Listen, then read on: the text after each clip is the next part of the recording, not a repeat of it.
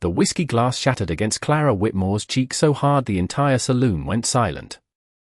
Blood slid down her pale skin while her drunken husband laughed like he'd just told the finest joke in Texas.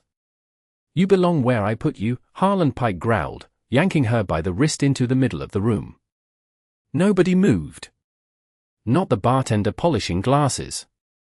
Not the gamblers clutching cards. Not even the piano player whose fingers froze above the keys. Because in Red Hollow, a man's wife was considered his property. Then a chair scraped against the wooden floor. Slow. Sharp. Heavy. Every eye turned toward the stranger sitting alone near the window. Elias Boone stood 6'3", broad shoulders wrapped in a dust-covered coat, coffee untouched in front of him. His blue eyes locked onto Clara's trembling hands. Hands trying not to shake. Hands that looked exactly like his mother's 20 years ago. Harlan smirked. "Sit back down, cowboy. This ain't your business." Elias stepped forward anyway. Boots thudding across the floorboards. Once. Twice.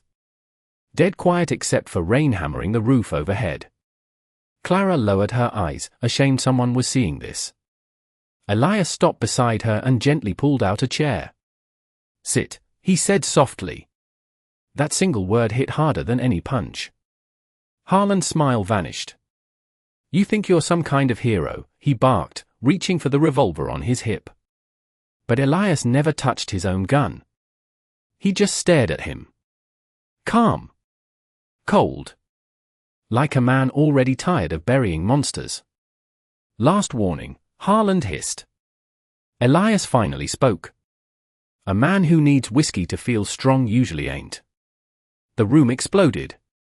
Harlan lunged. Tables crashed. Women screamed.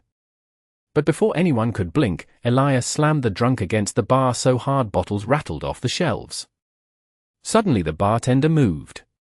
Then the piano player. Then 3 ranchers stood up at once. One by one, the town stopped pretending not to see. Outside, thunder rolled over Red Hollow while Clara stared at Elias like she was seeing sunlight for the first time in years. Then Harlan began laughing through bloody teeth. "You really think this ends tonight?" he whispered. And that's when Elias noticed the 12 riders waiting outside in the rain.